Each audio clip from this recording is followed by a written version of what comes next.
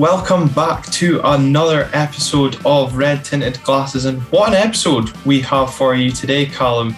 Not only do we have a win to speak about for the first time in what feels like forever, Boxing Day, for those of you that want to be factually correct, but we will also be reacting to the news that Johnny Hayes, Geriatric Johnny, as Calum called him in our last episode, has signed a new contract. We will have talk on season tickets as the information around season ticket prices have been released, and of course the luxury, Calum, of us recording very last minute Tuesday evening as it is for release to you on Wednesday morning. Transfer talk, as the latest bids seem to be sniffing around Lewis Ferguson, Calvin Ramsey, or is it agent talk? Well, we will look into them.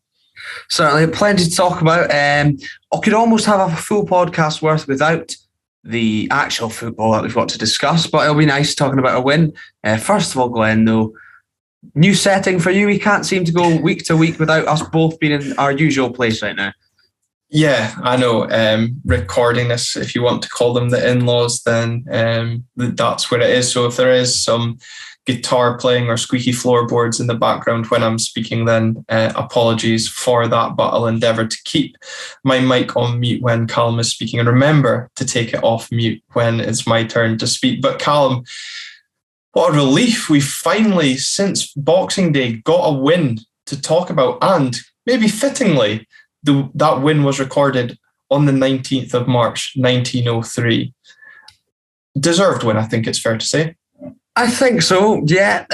Certain managers' post-match comments would suggest otherwise, but I'm sure we'll come to them somewhat baffling. But, obviously we found ourselves a goal down, but we reacted very, very well and we got the win. I was somewhat confident going into the game, not really certain why. I think it's just the pre-match excitement that comes around every now and then, but I feel like we could be starting to get on to something.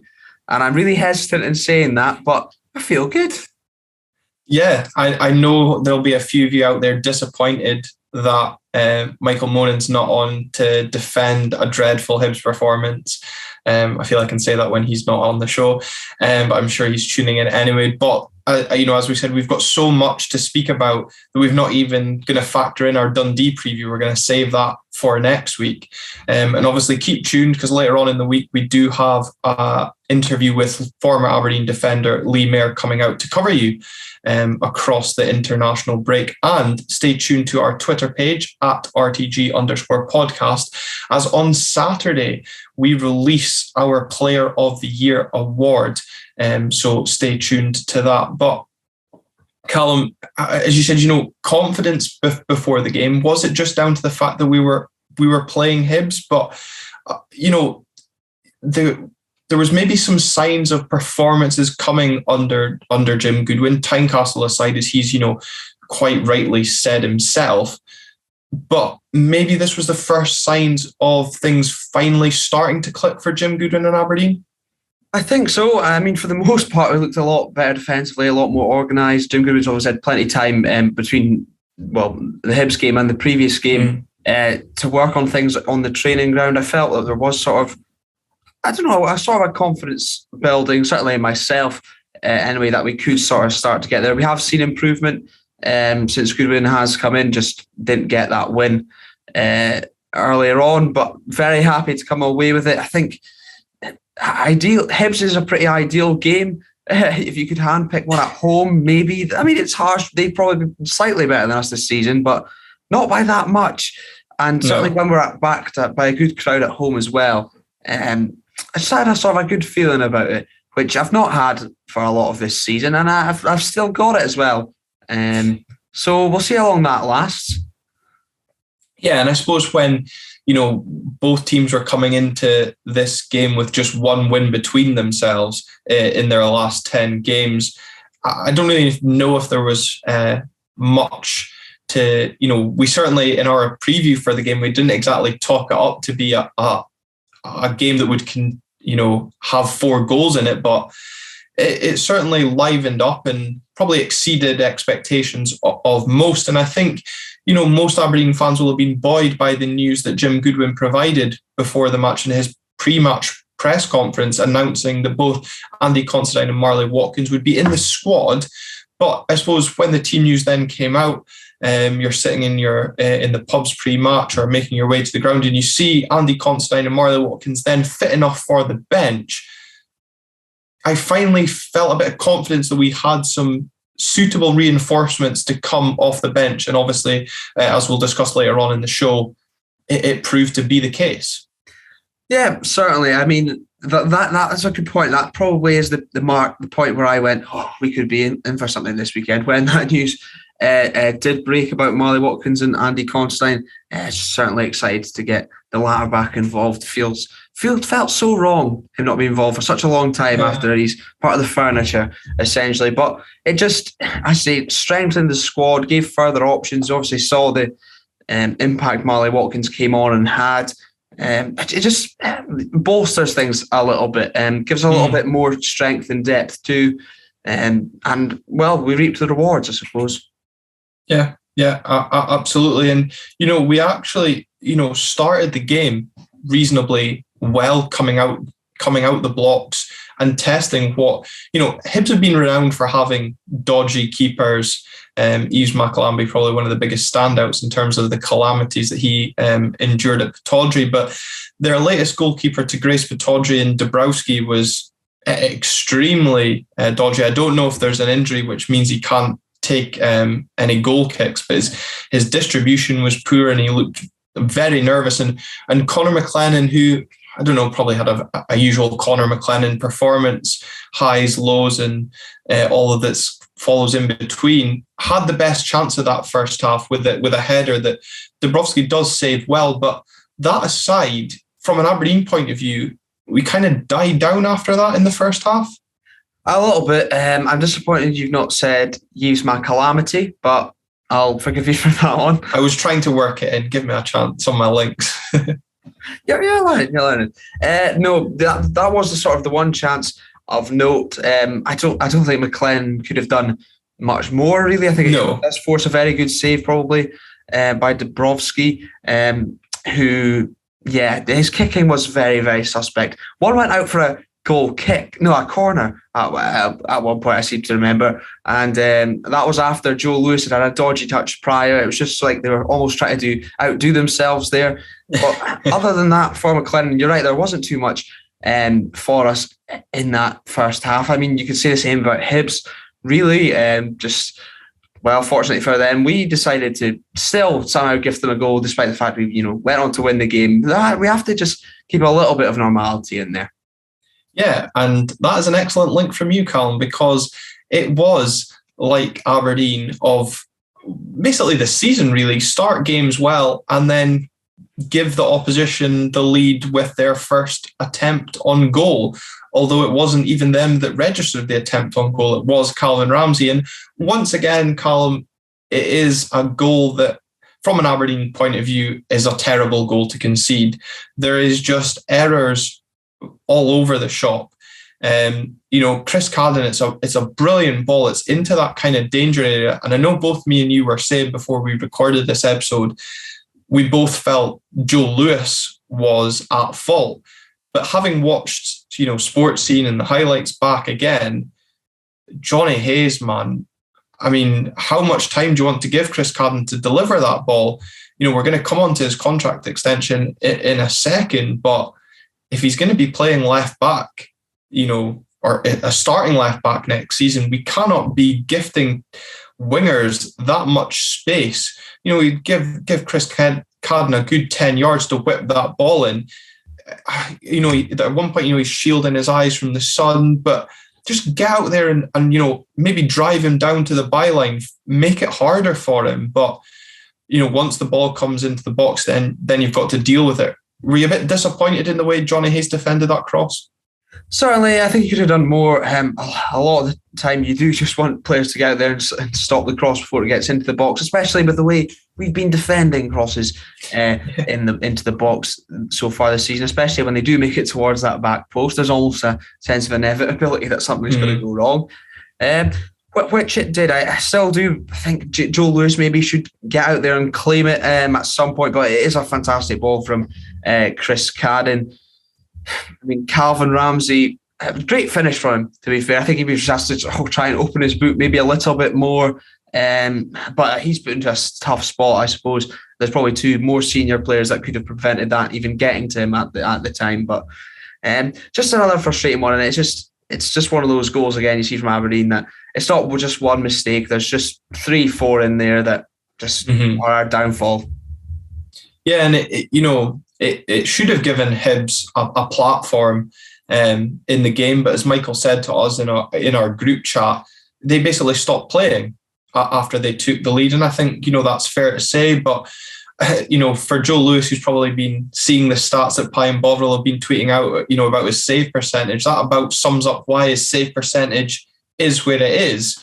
Hibs only registered 2 shots on target the whole game, and yet he still managed to concede a goal through no fault of his own, given the quality of the finish from Calvin. But yeah, still, certainly from where I was at Pittodrie, I did feel that Joe could have maybe come for that ball.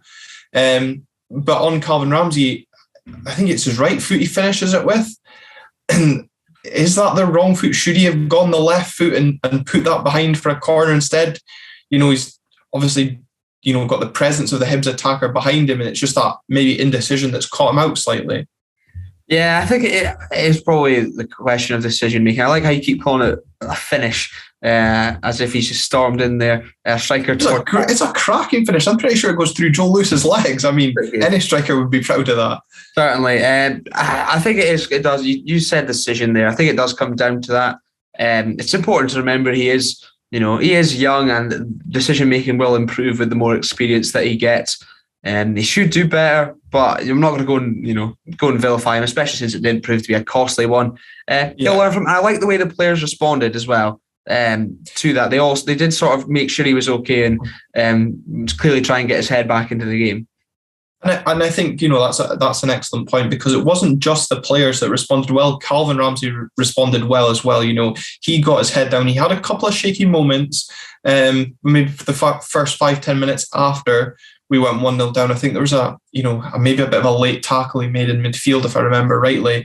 But then, he grew into the game, and, certainly his attacking side, which we've seen do very well. And obviously, the rumours from Scott Burns were that Sassuolo were there, keeping an eye over him. So I'm sure his agent will have had him, had in one ear saying, look, there's people here watching you. So maybe that might have affected his performance as well. There's no doubt his head will have been turned by the interest, and who knows where Calvin will be this time next season, maybe back on loan after going somewhere else. But on Johnny Hayes, what was your reaction? Well, I know what your first reaction was when he signed that contract. Why couldn't they wait till before we recorded the episode? So I'm interested to see who announces a new contract on Tuesday night or first thing tomorrow morning. But yeah, Callum, what was your first reaction to the news about Johnny Hayes? Or Geriatric Johnny, as I'll refer to you. It was tongue in cheek. I'm relatively pleased just to see him stay around the place from a nostalgic point of view anyway. I hope he's not our starting left back going into next season. I'm sure that is something that will be addressed, whether that's in terms of Mackenzie's fitness or bringing someone else in.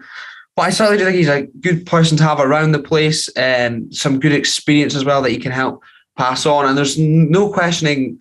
Sometimes maybe you can question his ability at times, but his effort is almost unmatched every single week, I suppose. And I think for another year at his age, it's probably sensible just to keep some continuity going into next season, especially given we have no idea how many of this lot are going to be sticking around.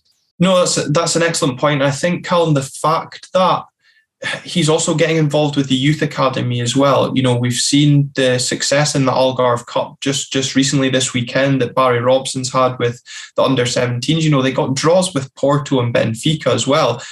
Big European names, and Aberdeen are holding their own in Europe on that stage. So, big shout out to Barry Robson and his young team as well. Stuart Duff obviously being in charge. I think one of the young brothers, they've also got involvement. So if it comes to the time when Johnny Hayes retires, it's another former player getting involved in the youth academy. That's great to see.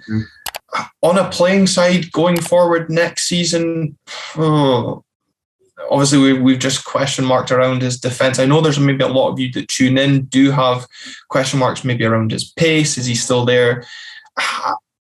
I think, I don't know about you, Callum, but my jury's still a little bit out on Jack McKenzie.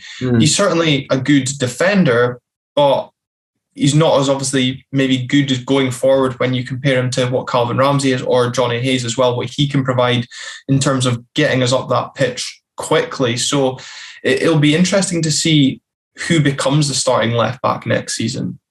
I think so too. But in terms of passing on his experience as well to the youth players as well, that sort of experience he's had, not just here, but obviously, he played at Celtic, he won things there, he won the League Cup here too. Not a lot of our former players are able to give that sort of experience on to the youngsters, so that's obviously very beneficial too. But just in terms of continuity and having his experience, someone who's used to being around the place next season, I think could really, really benefit us. Yeah, absolutely. And benefiting is what Aberdeen did, benefiting from a penalty decision in the first half, a penalty that in real time I felt was softer. Wasn't really sure what it's from because it has happened so quickly.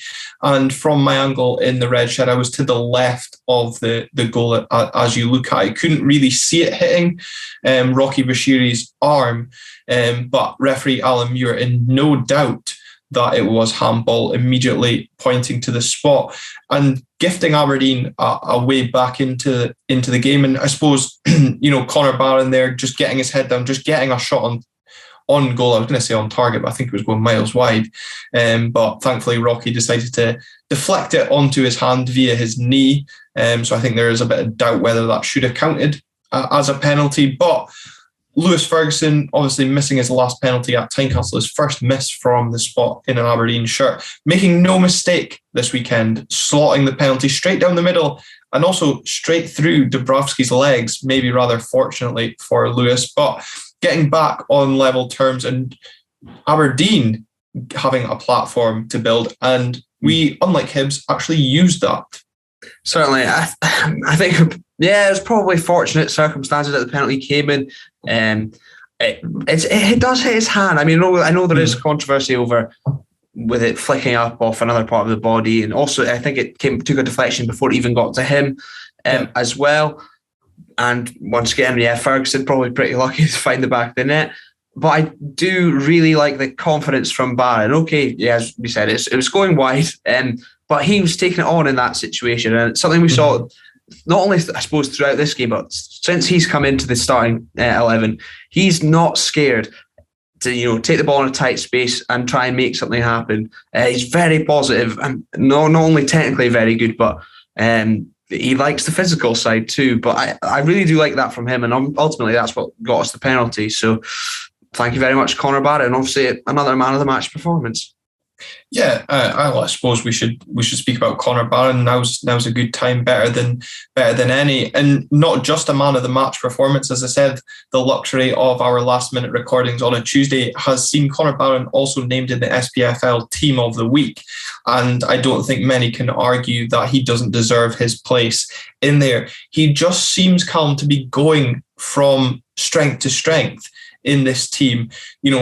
Sitting in that kind of holding midfield role and almost becoming the linchpin of the midfield, getting all the football cliches in here right now. But the way he, here's another one for you, takes the game by the scruff of the neck and, drives Aberdeen forward, has that vision to move the ball from one wing to the other, sets our plays up and moves the team up the pitch. It's really exciting, and the quality is there to see. Oh yeah, 100%. Not on top of all that, he physically looks really ready for it as well. Mm-hmm.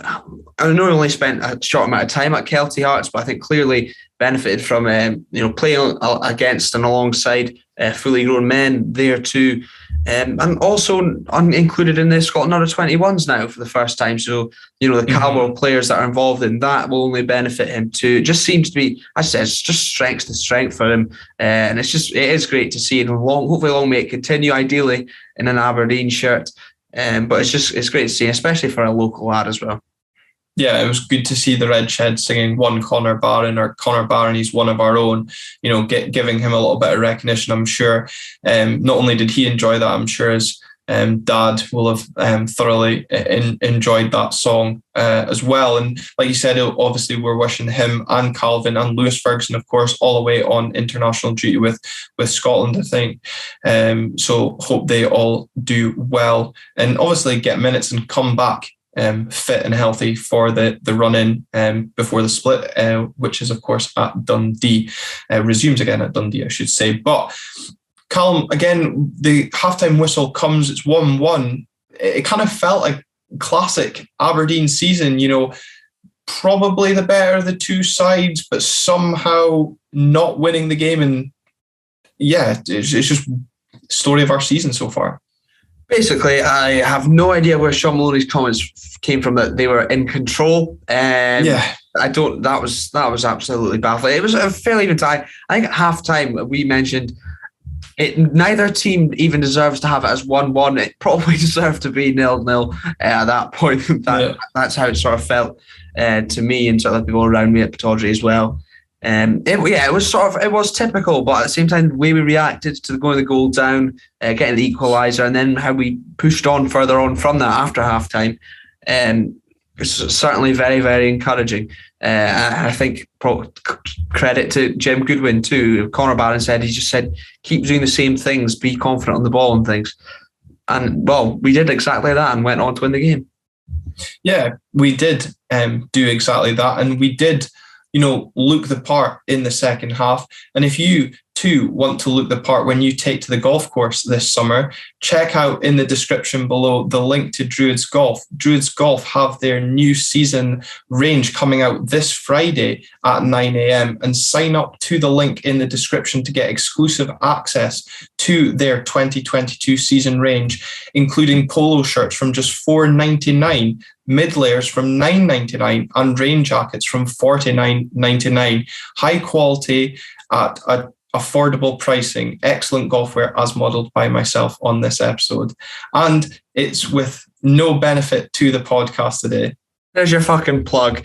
Yeah, no benefit to the podcast today, but good for you, Glenn, getting that in there. I'm really impressed you managed to shoehorn that one in. Goodness me.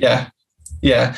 But the commission earned from any order has actually been reinvested into the Player of the Year trophy that we will be presenting the winning player from our Player of the Year poll at Cormac Park. So as we said at the beginning of the show, look out for that awards coming out on our Twitter page at the weekend. But Calum, as we said, Aberdeen coming out looking the part in the second half, and for a time it was kind of all huff, no puff. But Ryan Porteous, you can never keep that man out of the headlines. He celebrated wildly when Bevis Mugabe got himself sent off last weekend. Well, the Pittodrie crowd were doing the exact same when he himself got sent off for what is probably the most ridiculous red card you will see this season. Defended by some of the most ridiculous statements from Sean Maloney this season. Certainly, and probably the most ridiculous appeal you'll see this season. It was just absolute. It was chaos. He goes in to try and win the ball. Apparently, before the ball's even there to be won, it's in midair at Ross McCrory's head height. You could see that sort of thing coming from a mile off, because for about 10 minutes prior to that, he'd started getting chirpy. With Vicente Besuijen at one point, and with the linesman as well, the referee. When you see those things happening, you just know it's a ticking time bomb. Something's going to come. Ryan Porteous is going to do something utterly mental, and he was crowned king clown for the day. It was no idea what he was trying to do. I don't know how anyone can have any complaints about it, but thank you, Ryan Porteous, for being a fucking idiot, basically. Cheers. Sorry about the language. Yeah, but that's the thing. Robert Glasby, who's standing in front of me, called a red card in that game in the first half because there was a few niggly tackles flying in, and I suppose if anyone was going to be at the centre of a red card controversy, it had to be Ryan Porteous. But to be honest, from the red shed, I actually had no idea what was going on. It wasn't until I got home and I saw the incident back and I just thought, what are you doing, mate? Like, I mean, I don't know what sort of angle you'll have got that from the south stand. Were you fully expecting Alan Muir to award us our second penalty when you saw that happening in real time? Oh, I had a great view. There was even before that, it was absolute chaos in there. Great from David Bates to get up there, win the header. Unlucky not to score in the first place. I suppose we're not even giving him any credit for what was an excellent header and unluckily denied by the crossbar. Exactly. I mean, it's just a few inches lower. It probably kisses the bottom of the bar and finds itself in the back of the net. And then, well, it seemed to sort of all happen in slow motion in my head. I was just standing watching there going, this is absolute mayhem. And by the time the ball is at McCrory's feet, if Porteous made the challenge then you could argue attempt to play the ball. But he's fouling him before McCrory's anywhere near it. And the fact he's 6 yards out as well just makes it even worse because likelihood is that falls to McCrory, unless he hits it straight at the goalkeeper, then it's probably going at the back of the net. Keeper has no time to react. It was just baffling. I don't know how he can have any complaints. Then he spent ages whinging about it as well. The Hibs players try to dig up the penalty spot as well whilst there's all the commotion. Yeah, Conor Barron making sure Joe Newell couldn't scuff it up by shoving him out the way, and then Christian Ramirez getting the last laugh by waving Ryan Porteous down the tunnel as well. His shithousery apparently knows no bounds as well. Oh yeah, proper Showtime Christian Ramirez. It's like out of an American reality TV show. Loves it, and I love him for it.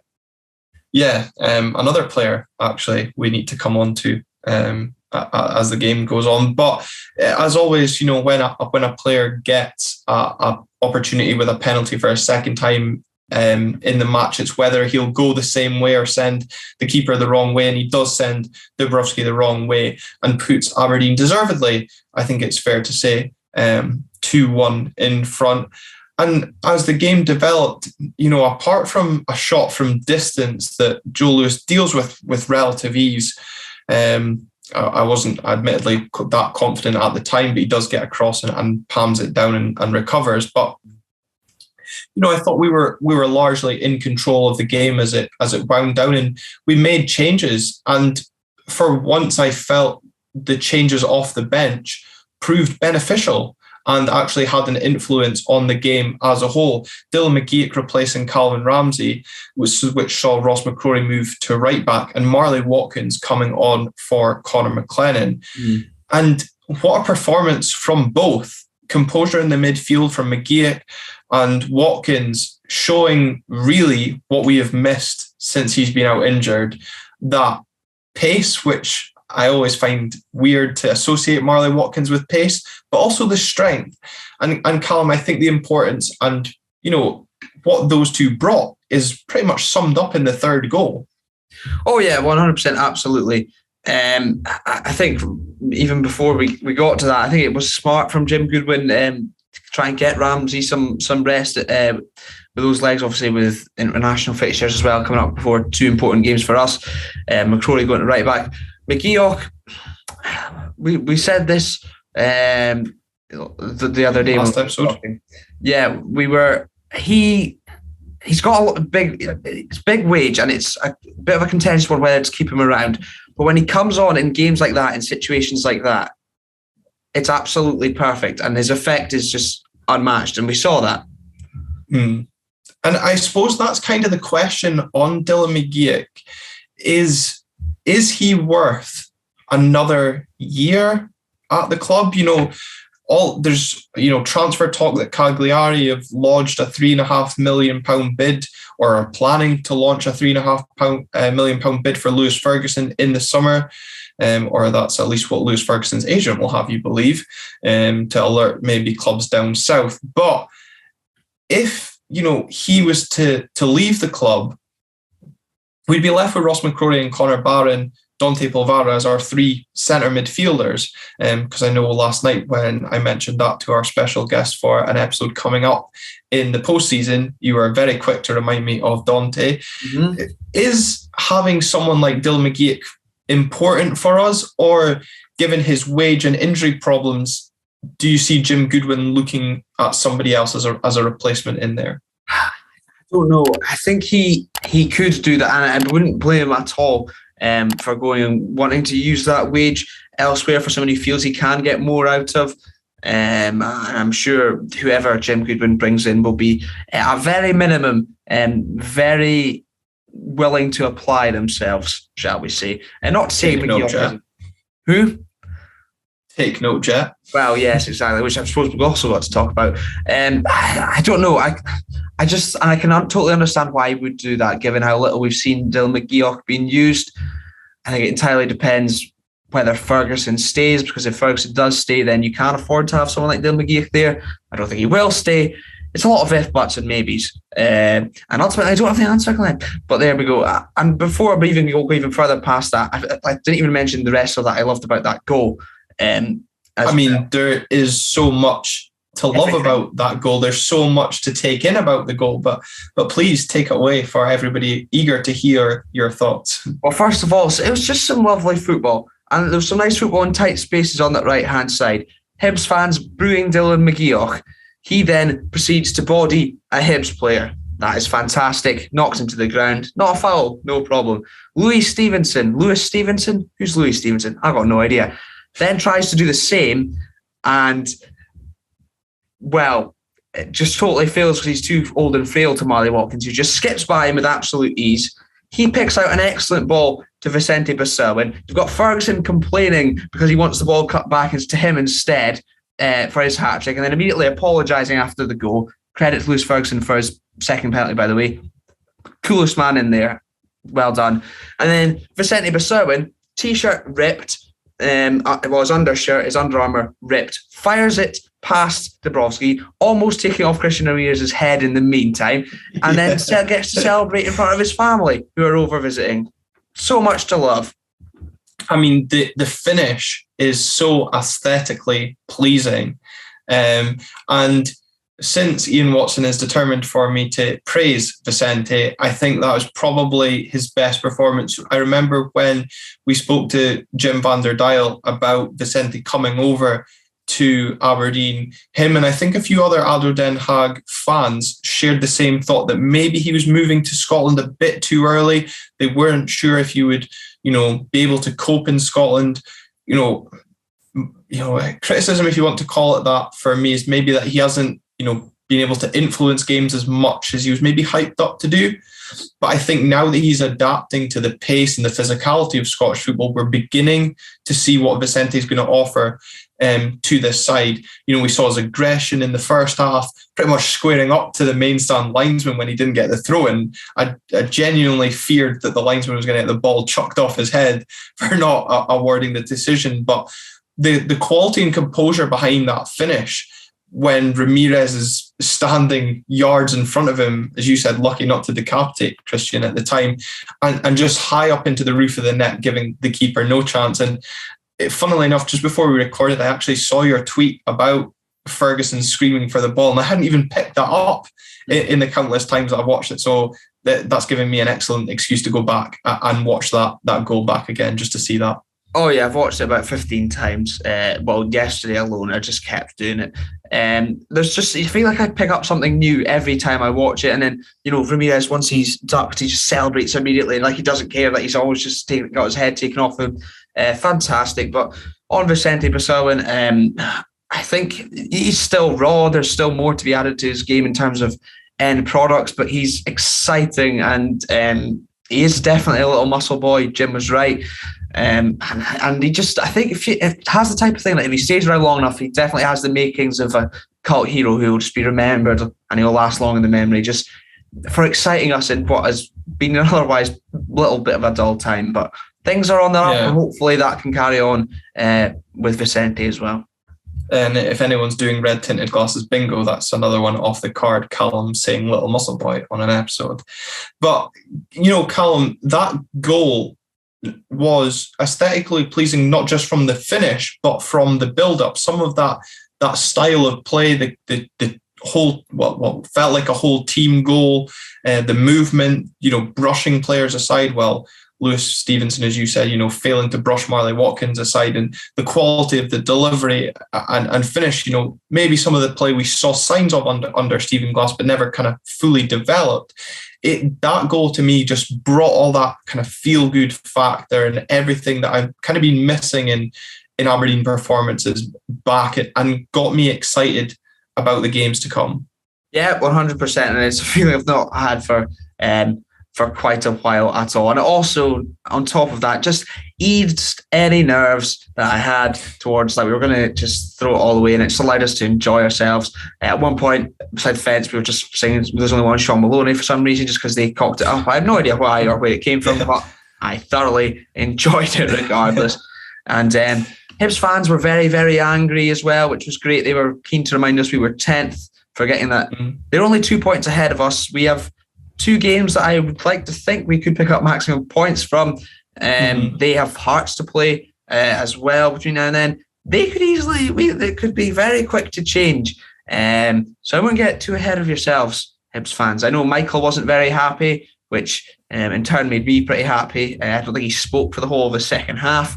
I'm sure regular viewer Paul Cockwell, who was very quick to comment on our last episode, I'll be looking out to see if he's commenting on this episode as well. I'm sure he'll be very quiet. Oh yes, and it was just great at the fence. There was just, I think, straight after that third goal, there was just sort of angry middle-aged men just yelling and getting all their frustrations out, and it was just, it was beautiful. It was beautiful. Yeah, and as you said, only 2 points behind Hibs. Again, it made a change from a Saturday where pretty much, apart from Dundee United's last-minute winner, all the results went in our favour, and we actually took advantage of it. And just 4 points separate 4th and 10th, so it is going to be that exciting run-in with, I'm sure, loads of twists and turns to come over the next 2 games between now and the split. But I'm certainly not going to be counting my chickens just yet. But Callum, I suppose, as positive as it's been to speak about a win, a lovely goal, getting back on track, or showing signs of getting back on track, there are maybe a few grumbles. One being around Christian Ramirez and his performance. I was listening to the Terrace podcast this morning at work, and one of their guests said Christian Ramirez only touched the ball 9 times during the game. He played 87 minutes. But Hibs fans, to make you feel even better, Melkerson, who suddenly decided to hit the goal trail against Motherwell, went very cold, only touching the ball 7 times in his performance. How important to Christian Ramirez is the return of Marley Watkins? And how important to Christian Ramirez is it that he finds the goal trail soon? Massively. I think on both counts, isn't it? Yeah, basically. I think in terms of those statistics, those 2 statistics about Melkerson and Ramirez are probably both very, very telling of the game itself rather than maybe the individuals. Yeah, fair. In terms of sort of lack of quality service all around, probably. But you're absolutely right. I mean, Marley Watkins provides something that right now nobody else really can. In terms of he's very good in getting up there in support of them, and physically very, very good. Will do a lot of the dirty work as well at the same time, and also just a great footballer. You saw the type of ball that he put in for Vicente Besuijen for Aberdeen's third. He could have cut it back for Ferguson. He could have played it in for Ramirez, and then also played it across for Besuijen. And that's the type of thing he can do. It's massively important that he stays fit, can get back involved. Another 2 weeks of the training pitch after getting some minutes as well, I'm sure will help build things up for him.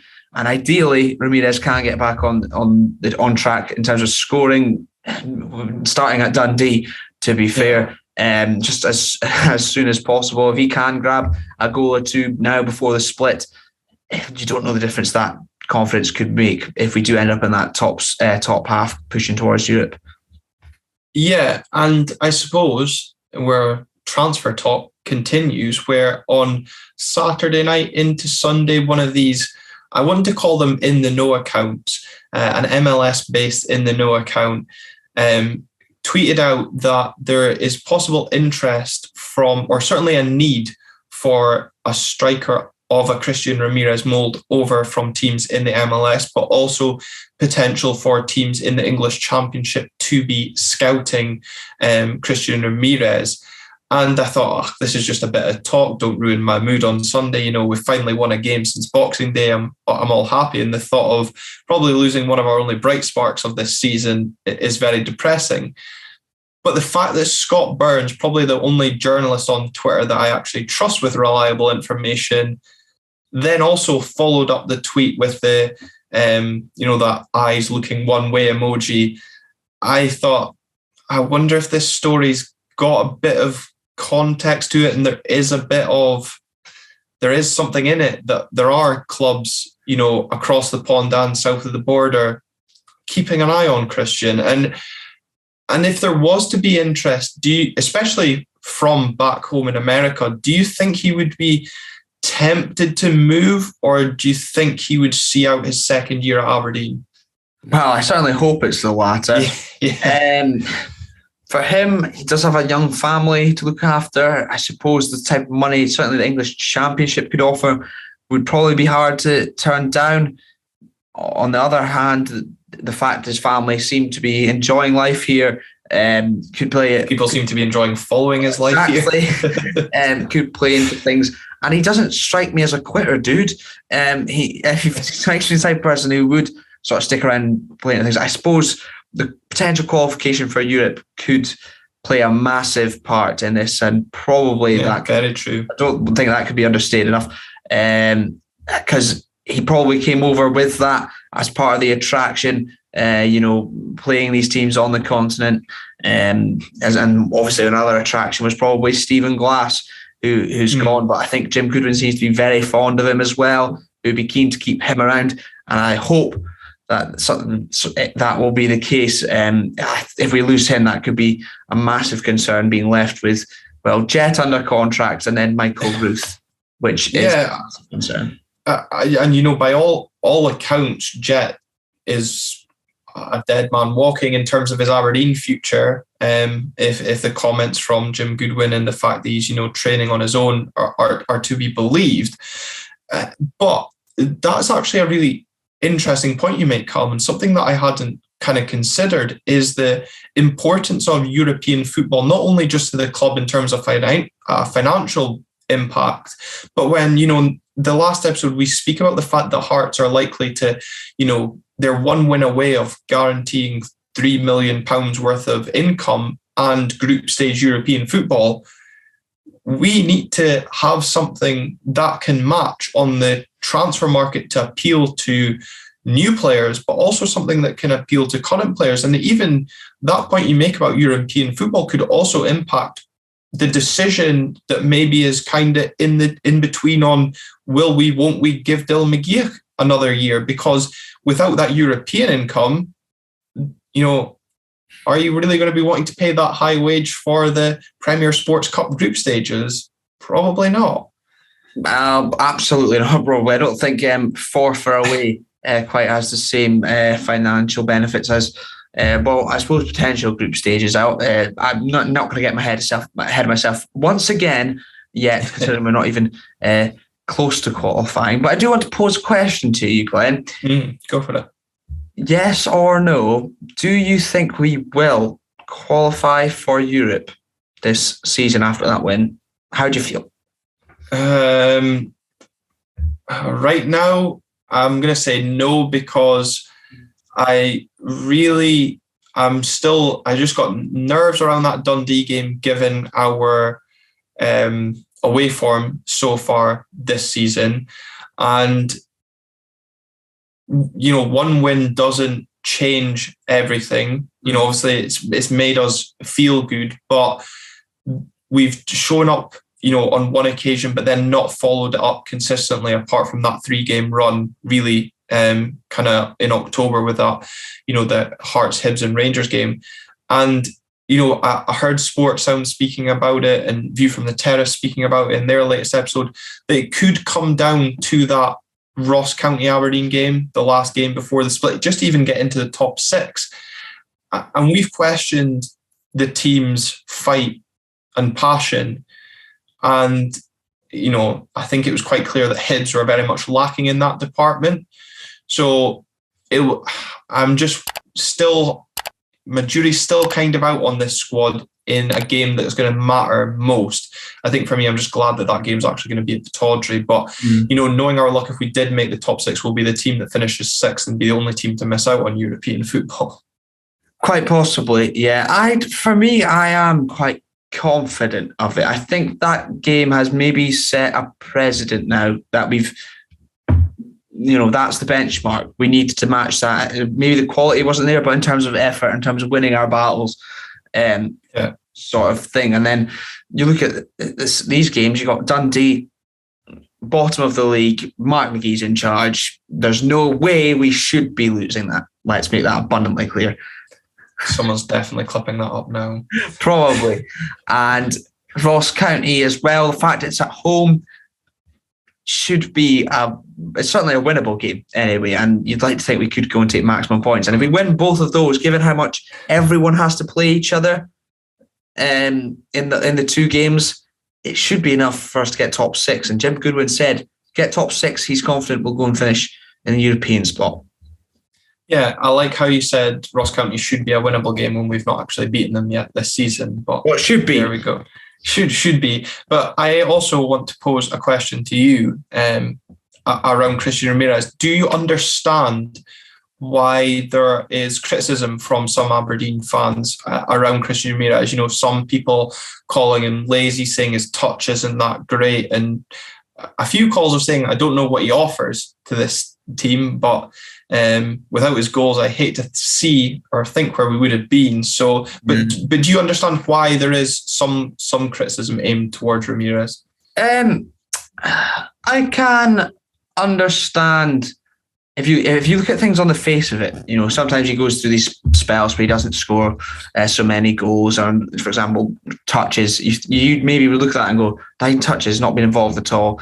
But in terms of you look at the service he's had, some of the quality of players he's had when like Watkins has been out, Hedge has been out, and then you've all of a sudden got McLennan and Kennedy coming in who've not been involved at all basically for the whole season. It would be very, very tough. So I suppose I can understand it to a certain degree.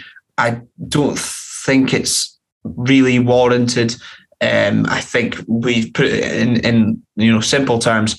If we'd taken him out and had J. Manuel Thomas in the side for the whole season, we would be in a lot worse of a place right now.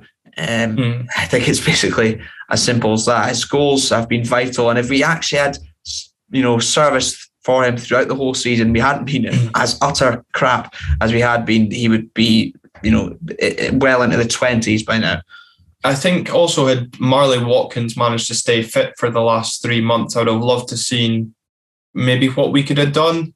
Whether that was under Stephen Glass or Jim Goodwin, who knows what would have happened there. But yeah, it's just one of those kind of what ifs. And I guess when a striker goes off the boil, it's the same when Calvin Ramsey's gone off the boil, after the way he started, people start finding things to criticise. It's only natural. But if people are going to criticise and we're going to still win games, then maybe it'll be water off a duck's back. Yes, it will. Couldn't unmute myself there for a second. I apologise. Put it this way: if he goes and grabs the winner against Dundee, nobody will give a toss about anything anymore. And that's sort of the way football fans work, and I include myself in that. So there we are, I suppose. Ideally for him, I suppose that is the best way to end these criticisms, but that's obviously easier said than done. Yeah, and I look forward to that Marley Watkins and Christian Ramirez linking up at Dens Park in a few weeks' time, which we will, of course, be previewing next week. So there's been so much to get into this episode. We didn't want to bog everything down on top of that. And at least it means we'll try and keep the Dundee preview as up to date as can be, because as we know all too well, Calum, a lot of things can happen in a week once you record an episode. Oh yeah, we basically mentioned everything that was going to happen, that we need, or that had happened, that we need to talk about in this episode, as well as the football. And then I look on Facebook and it's Lewis Ferguson. And I was like, right, okay, that's another thing. Jesus. So we'll probably, there's no point doing the Dundee thing now, because over the weekend there'll be some news, or maybe some about their involvement in terms of the Scotland setups and things like that.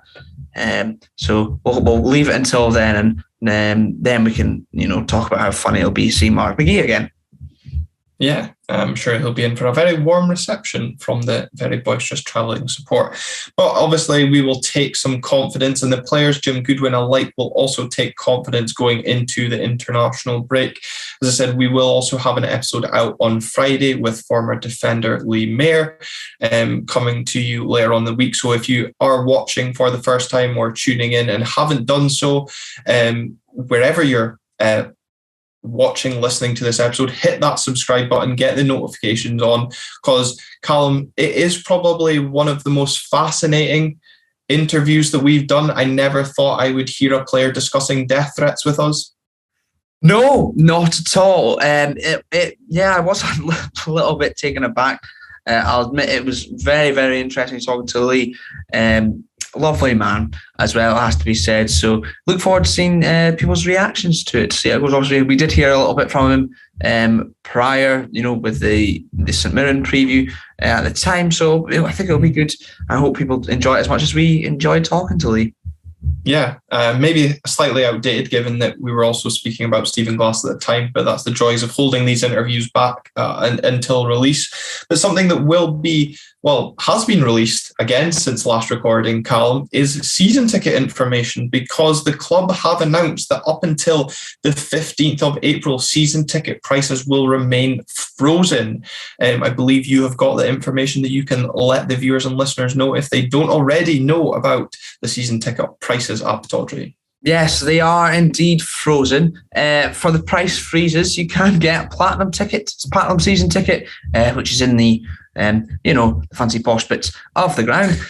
For £430, the price has been frozen until the 15th of April. Gold, which would feature most of the main stand, also the south stand, £385, with the price freeze, £360 for silver areas of the ground, and the red shed for just £330.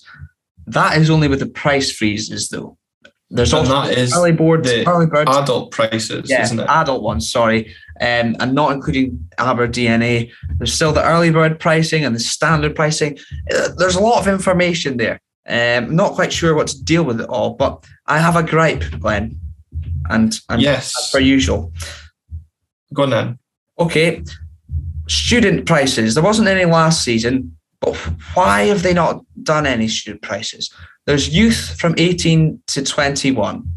Makes sense. Which the club feel captures students. But as we discussed pre-recording, you have mature students and students of all ages. And, with Aberdeen Uni and RGU, it's almost you're excluding opportunity to attract students that may be coming to the city for a couple of years and bringing them into the crowd as well.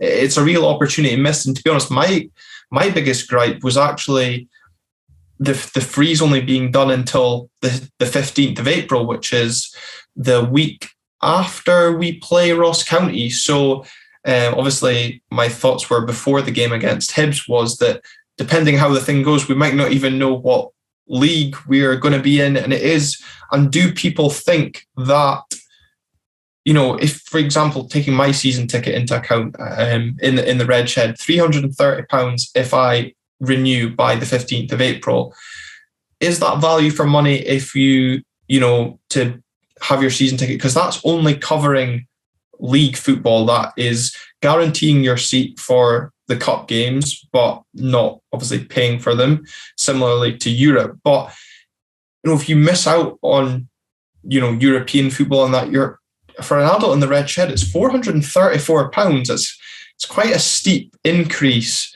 in price. And again, that kind of talking point that you're looking at, the 18 to 21, is £180 up until the 15th, and then 263 thereafter. I know obviously the club do the 4, 6, and they are doing the 10-month payment plan to spread the cost. But at a time when, I know people say, well, that's why they've frozen it, but at a time when, living costs are going up, and I suppose this is maybe where you're coming from, the fact that there's no students. For someone, say, 22, 23 that's not a student, can they afford that £150 increase if they've turned 22 during the course of the season? Mm-hmm. Well, it's a lot of money at a time when money is tight for a lot of people. Exactly. I mean, you mentioned the living costs there, certainly, in terms of the fact I'm not even a student myself, so it's not just like out of like, oh, I want to save money for me. It's, for example, in Scotland, usually you go to university 4 years, start when you're 18, by the time you're done, 22. 22 not included in that 18 to 21 price. What's the most important year of university? 4th year. So the likelihood you're going to be doing loads of hours in part-time work, very unlikely. In terms of mature students, they might even have families, a young child or, whatever to provide for. And you're asking them to pay, the full prices. I think it's silly. I do commend them, for the price freeze. Maybe that could last a little bit longer and things as well. That was going to be my gripe, was could they, because also the fact that the price freeze, we spoke about this before recording. I'm maybe in the fortunate position that the 15th of April for me is payday.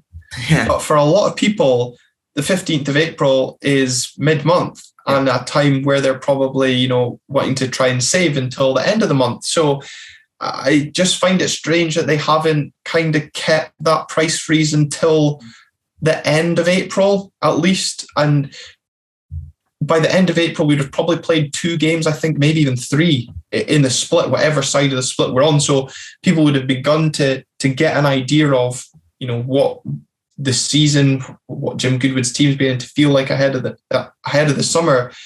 And you could have maybe captured a bit more of the feel-good spirit if that is the way that the performances go and get crowds in. But we only got 2 games between now and the 15th. Yeah.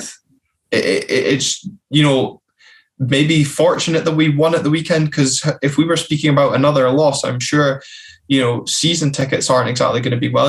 Again, the person we were speaking to last night, Player of the Year dinner sales, how well are they going? Exactly. And I mean, it is asking a lot for the price freeze and things. Obviously, there's still the early bird, but for it's not carrying. Does it say on there when the early bird goes up to? I will double check. Bear with me. Key dates. Early bird ends 10th of June. So that's and what's the difference between the paying between the 15th of April and the 10th of June?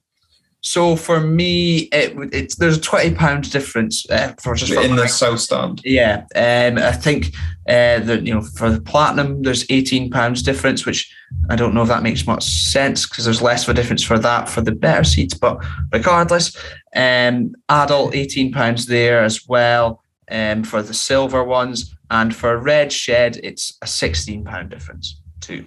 And then obviously there's even further increases when it just comes to standard time. Yeah, after the 10th of June. Yeah, so it's just chaotic, but I love complaining about things. Glad we found that to complain about after we won a game. So there you go. Yeah, I mean, it wouldn't be an episode if we couldn't get some form of complaint in. But yeah, lots to digest, including agent talk, a win, and season tickets, and of course players and the importance of this one. I think, Calum, it's fair to say that we've seen the importance of Marley Watkins' return just in the cameo that he had. Lots to be excited about in terms of our midfield going forward. I'm certainly looking forward to seeing that for the time we've probably got left in terms of McCrory, Barron and Ferguson. It's just a shame we maybe didn't get to see that earlier in the season. And maybe also some more minutes for Michael Ruth and Dante Polvara as they got at the weekend as well. So things beginning to blossom for Jim Goodwin, but not yet at the point, maybe unlike yourself, of getting carried away by things. Okay, well, I think that's been a theme this season where I've just got carried away regardless of what's going on, and just sort of running into everything absolutely blind. That's been my motto. It's the contrast in football fans. It's the contrast in opinions, and that's what people love about this show or hate about it, whatever way you want to see as we get from the feedback. But of course, if you have enjoyed the show, leave a like. Leave a review if you're listening on Apple Podcast or Spotify, and hit the comment box down below as well if you're watching on YouTube with your thoughts on Christian Ramirez, Connor Barron. Season ticket prices, do you agree? Are they too high? Should they be frozen for longer? Do you care at all? Did you just enjoy the fact that me and Calum finally found something to rant about an hour into the show? But once again, as always, thanks very much for tuning in. We will be back on Friday with the Lee Mayer interview, and then again next week previewing in full the trip to Dens Park, probably about half hour, 45-minute preview into that. And of course, remember to check out our Twitter page at RTG_podcast over the weekend as our Player of the Year vote is released. Thanks very much for sticking through all the tangents we went on.